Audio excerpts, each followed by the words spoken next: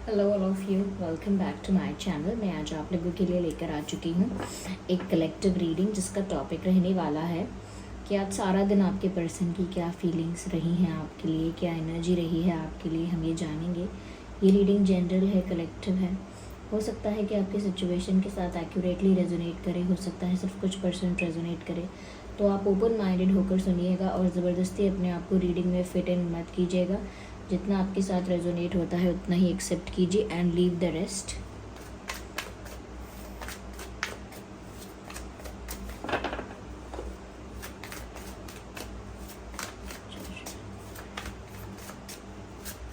आइए देखते हैं क्या सारा दिन वो आपके लिए कैसा फील कर रहे थे।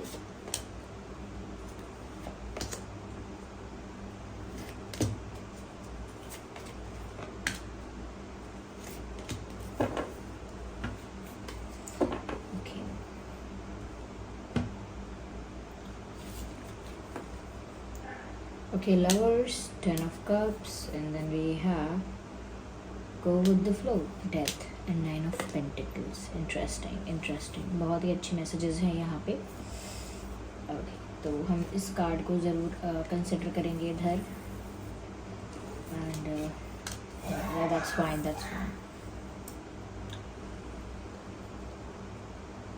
Okay, I hope you can see them.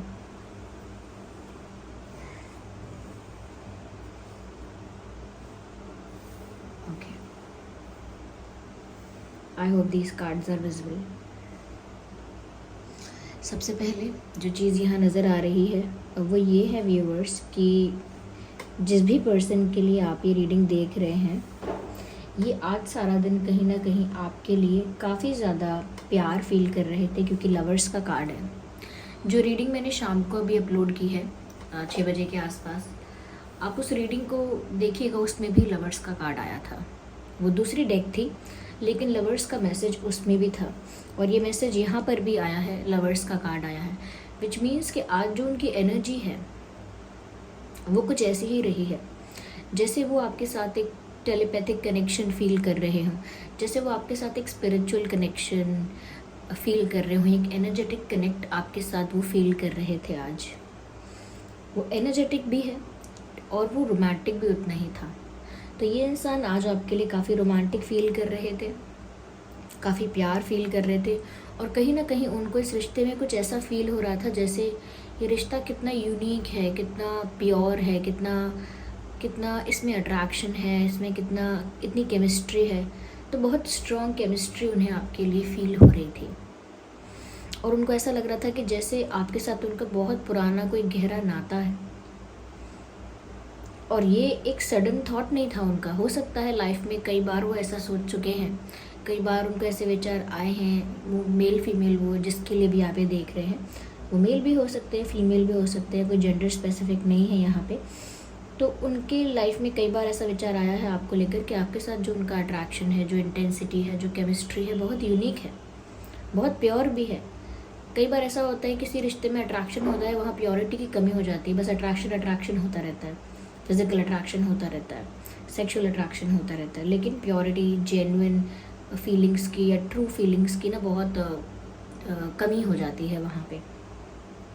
लेकिन ये जो कनेक्शन है जितना ही स्पिरिचुअल है, उस वजह से इसमें अट्रैक्शन भी बहुत ज़्यादा है, इंटेंसिटी, केमिस्ट्री बहुत ज़्यादा है, पैशन भी बहुत है, और साथ ही साथ प्योरिटी भी है। तो ऐसा नहीं है कि अट्रैक्ट हो रहे हैं तो वो जेन्युइन फीलिंग्स नहीं है, वो प्यार नहीं है, वो इमोशंस नहीं है, नहीं, इमोशंस भी इन्वॉल्व है, और बहुत इंटेंस इमोशंस इन्वॉल्व हैं। तो ऐसा लगता है ये इंसान आज आपके लिए काफ़ी रोमांटिक, काफ़ी ज़्यादा प्यार महसूस कर रहे थे, काफ़ी अट्रैक्शन भी फील कर रहे थे, और उनको ऐसा लग रहा था जैसे ये कनेक्शन बहुत प्योर है और बहुत पुराना है।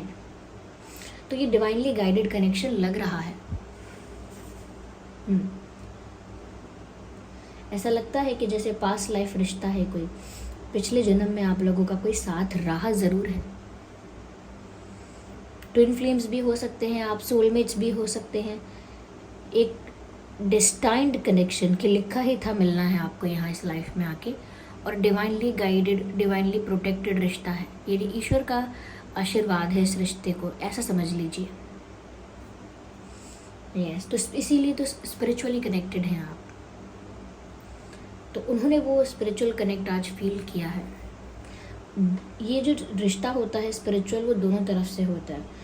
तो ये इन्होंने फील किया है, तो ये आपने भी फील किया होगा इस स्पिरिचुअल कनेक्शन को। कहीं ना कहीं व्यूअर्स वो आज इस चीज़ को भी नोटिस कर रहे थे, ऑब्जर्व कर रहे थे, या एक्सेप्ट कर रहे थे, कह सकते हैं, मान रहे थे, स्वीकार रहे थे या रही थी कि आपके आने के बाद से उनकी लाइफ में चेंज आया है, बहुत चेंज आया है। लिटरली वो ऐसा सोच रहे थे या सोच रही थी कि आपने उनकी लाइफ को बदला है आकर, या आपके आने से उनकी लाइफ बदली है और एक अच्छे पर्सपेक्टिव में बदली है। यानी कि आप इनके लिए एक लक की तरह, एक गुड लक की तरह इनकी लाइफ में आए। आपके आने से पहले इनकी लाइफ ऐसी थी, स्टक थी, कुछ चेंज नहीं आ रहा था, बहुत समय हो गया था, या एक नेगेटिविटी भी थी, एक सैडनेस थी, एक नेगेटिविटी थी।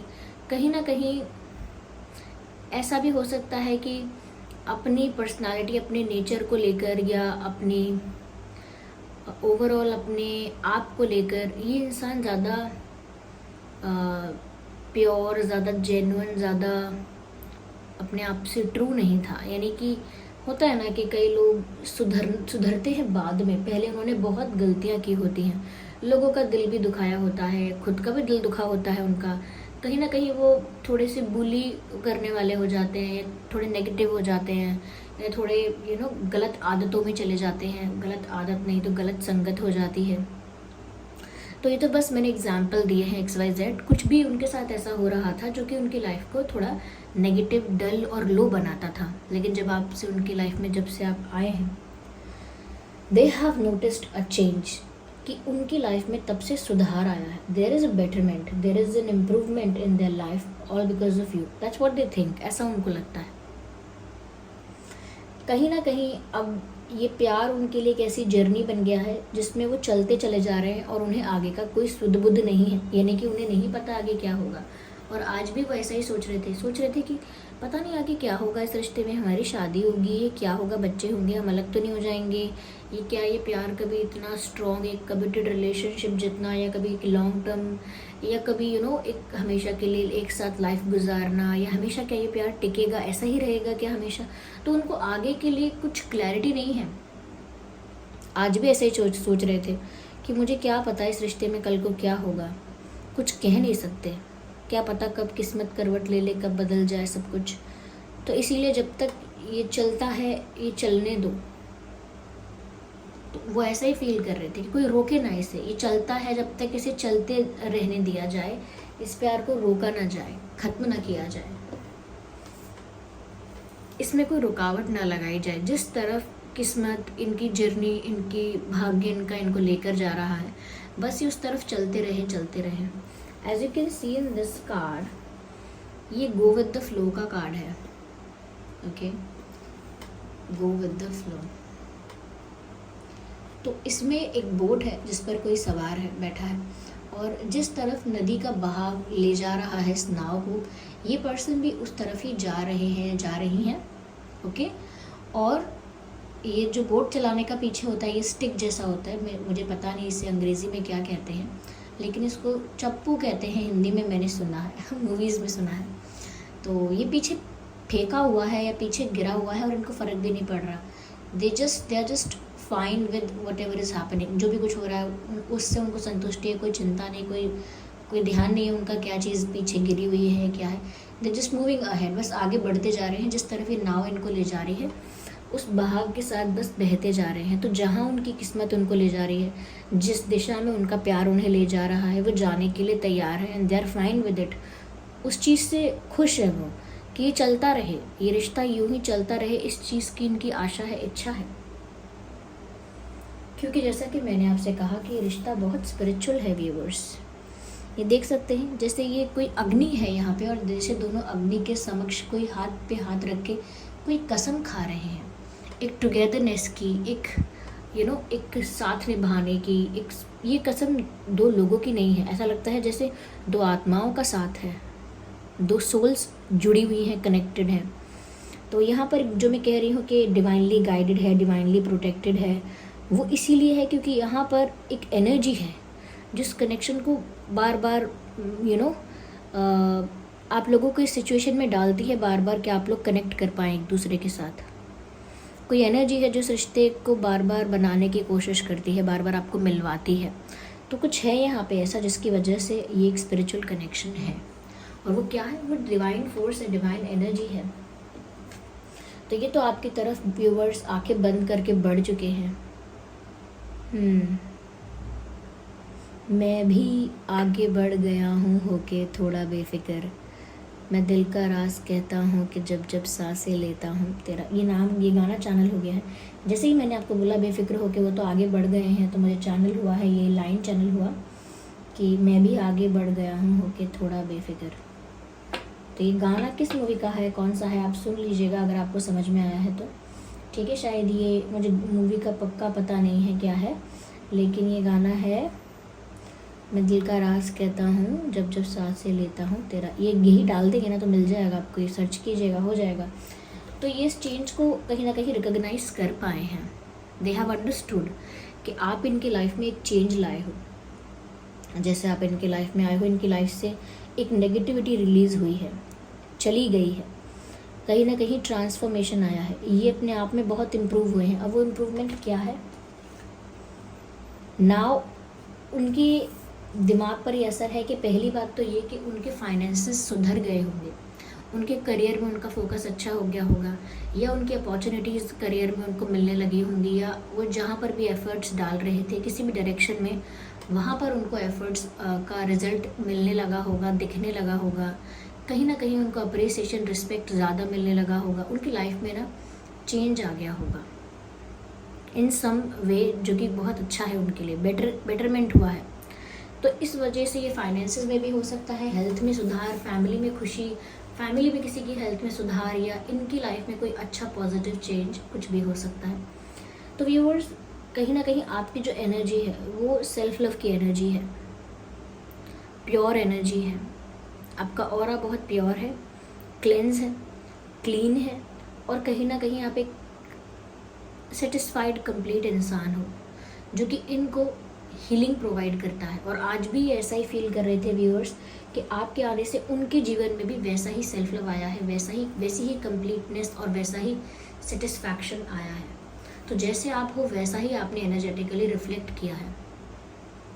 और ऐसा नहीं है कि आपने डिसाइड करके प्लान करके किया है, इट जस्ट हैपेंड, क्योंकि वे जिसके संगत में होते हैं, जिससे बात करते हैं, जिसकी सराउंडिंग्स में होते हैं, या तो उनका असर हम पर हो जाता है या हमारा उन पर हो जाता है, या फिर रिश्ता ही ख़त्म हो जाता है, मिलना जुलना ख़त्म हो जाता है, बातचीत ख़त्म हो जाती है।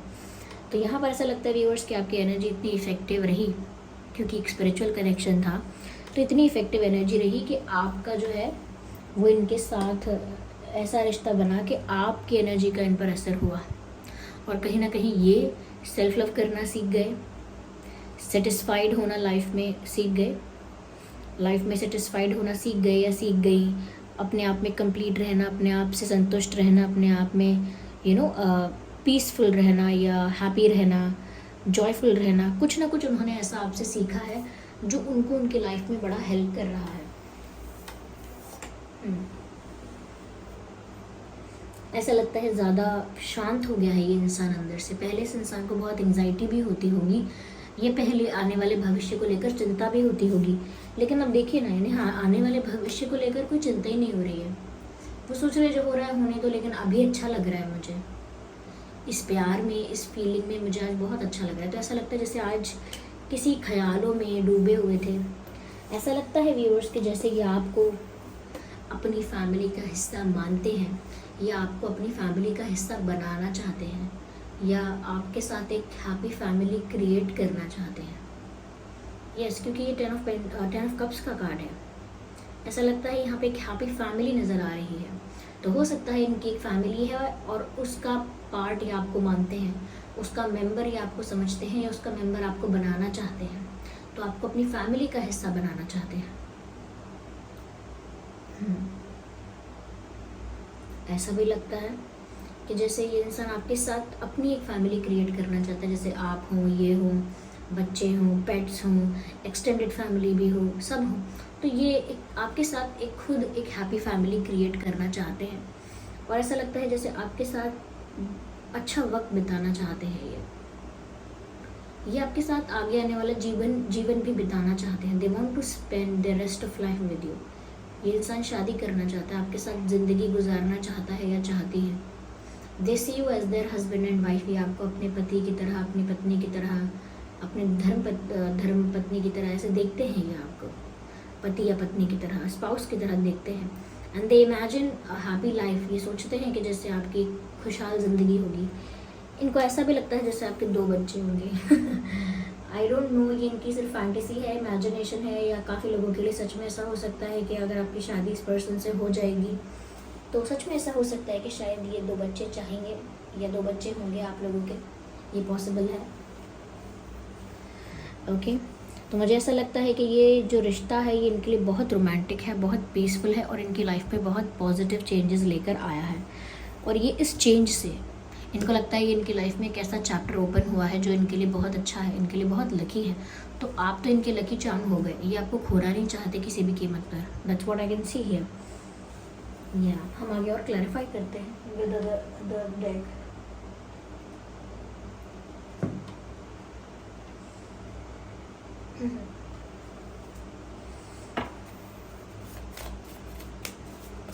रिलैक्स हो गए हैं ये, थोड़े से आपके आने से चिल्ड हो गए हैं।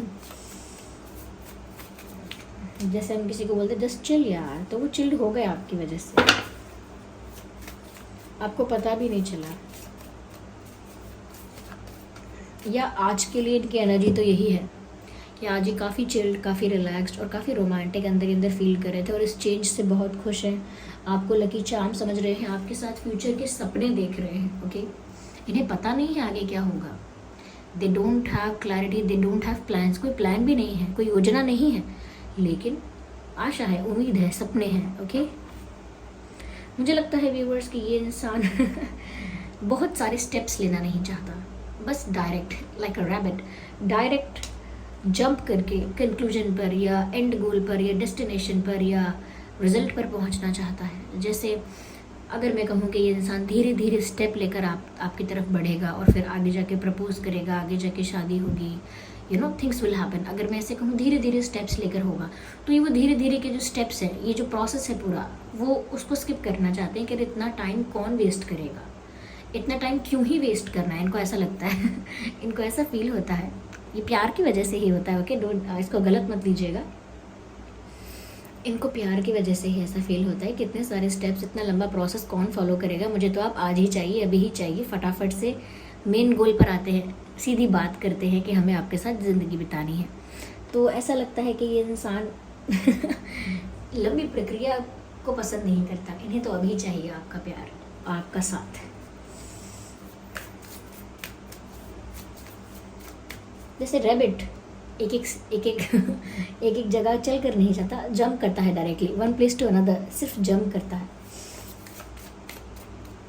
जल्दी पहुंच जाता है अपने डेस्टिनेशन पर।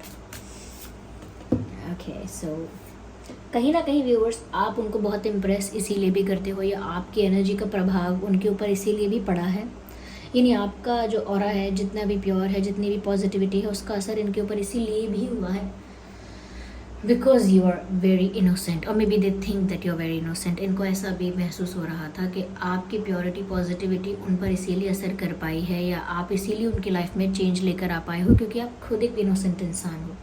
एक इनोसेंट इंसान पॉजिटिविटी के अलावा क्या लाएगा आपकी लाइफ में?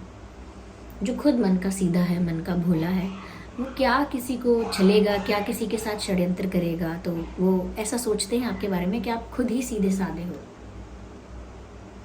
आप खुद ही भोले भाले हो, सीधे साधे हो।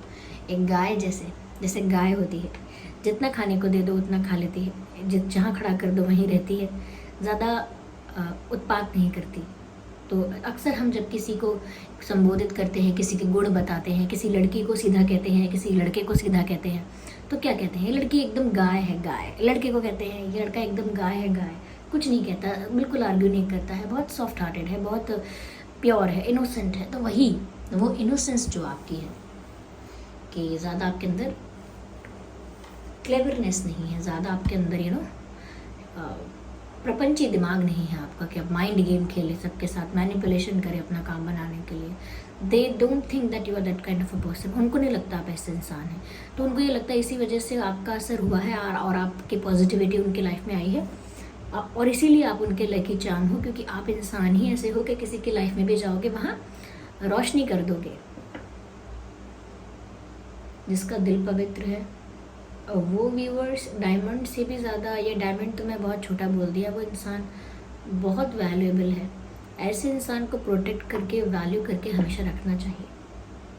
आजकल मैंने देखा है, ये रीडिंग से थोड़ा बाहर जा रही है ये बात, लेकिन फिर भी कहना चाहूँगी कि देखा है हम सभी ने देखा है कि जो लोग ज़्यादा सीधे हैं, भोले हैं, मैं ये नहीं कह रही कि आप इतने ही सीधे हैं जितनी मैं कहने वाली हूँ अभी, मैं तो एक एग्जांपल दे रही हूँ कि जो लोग ज़्यादा सीधे होते हैं, भोले होते हैं, मन के बहुत क्लीन होते हैं, तो कई बार उनके पेरेंट्स भी, उनके मित्र और उनके रिश्तेदार उनको ये समझाते हैं कि अरे इतने सीधे इंसान को दुनिया ये कर देती है, दुनिया दबा के रखती है, दुनिया चबा जाती है, ये करती है ऐसे सीधे इंसान की दाल नहीं गलती, ऐसे सीधा इंसान तो हमेशा चुप ही रह जाएगा, कभी अपना काम नहीं करा पाएगा, दुनिया के आगे दब जाएगा, ब्ला ब्ला ब्ला।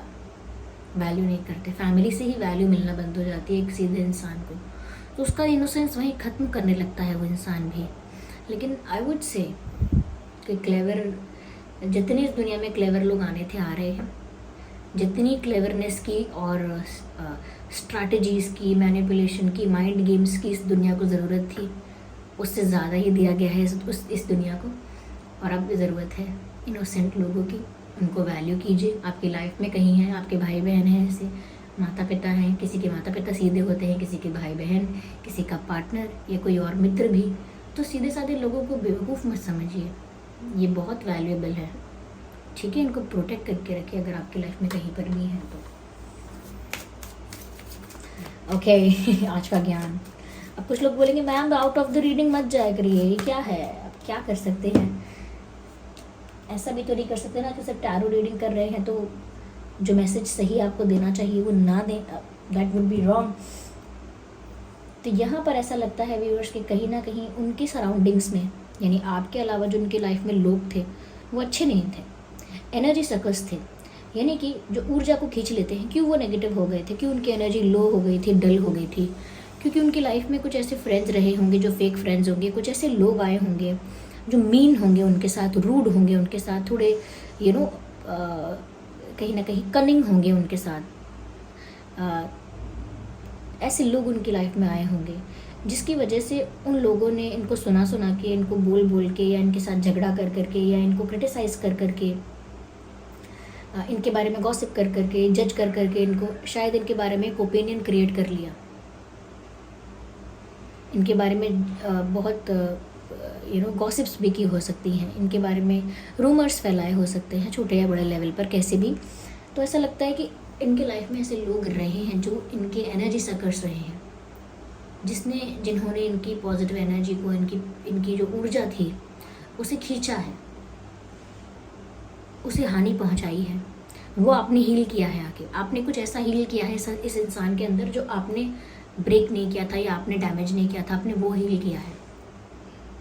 और यहाँ पर ऐसा लगता है कि इस इंसान को दुख पहले बहुत लोगों ने पहुँचाया है, या इनके साथ व्यवहार अच्छा नहीं किया गया, ट्रीट अच्छे से नहीं किया गया है, तो इस वजह से इनकी एनर्जी लो या डल हो गई थी, क्योंकि इनका पास्ट का या जो भी इन्वायरमेंट था इनका अलग, वो अच्छा नहीं था। और आज ये इस बात को महसूस करते हैं, एक्सेप्ट करते हैं, आज भी किया हो सकता है कि जिन लोगों के चक्कर से मैं बाहर निकला हूँ या जिन लोगों की संगति से मैं बाहर निकली हूँ, थैंक गॉड इनका ये ऐसा इनका भाव है अब कि थैंक गॉड मैं बाहर निकला, इन लोगों की दोस्ती से, इन लोगों के झमेलों से, इन लोगों की संगति से मुझे छुटकारा मिला, बड़ा अच्छा हुआ। तो अब क्योंकि उनकी एनर्जी थोड़ी हील हो रही है तो उनको समझ में आ रहा है कि प्रॉब्लम कहाँ थी। जब इंसान हील नहीं होता है समझ में भी नहीं आता उसे कि दिक्कत है कहाँ मेरी लाइफ में, उसको लगता है कि मेरी किस्मत ही ख़राब है, वो समझ नहीं पाता है कि किसकी वजह से क्या हो रहा है, क्या मेरी एनर्जी किस वजह से अफेक्ट हो रही है। तो आज वो इस चीज़ काफ़ी कुछ एक्सेप्ट करते हुए नज़र आए और आपके होने की बहुत वैल्यू कर रहे हैं, वो खुश हैं इस बात से, they are happy. So this was the reading कि आज पूरा दिन आपके पर्सन क्या फील कर रहे थे। देखिए सभी साइंस के लिए है ये रीडिंग, तो ज़ोडिएक साइंस को लेकर कंफ्यूज मत होना, ओके। चलिए फिर मिलते हैं अगली रीडिंग में। कमेंट करके ज़रूर बताइएगा कितने % रेजोनेट करती है ये रीडिंग और कौन सा पार्ट एक्यूरेटली मैच करता है, सबसे ज़्यादा रिलेटेबल कौन सा पार्ट है, कमेंट करके ज़रूर बताइएगा। और अगर नए हैं तो सब्सक्राइब करें, बन जाए हमारी छोटी सी क्यूट सी फैमिली का हिस्सा। वीडियो को लाइक करना ना भूलें। हो चलिए फिर मिलते हैं अगली रीडिंग में, तब तक के लिए bye bye family, bye bye angels, take care.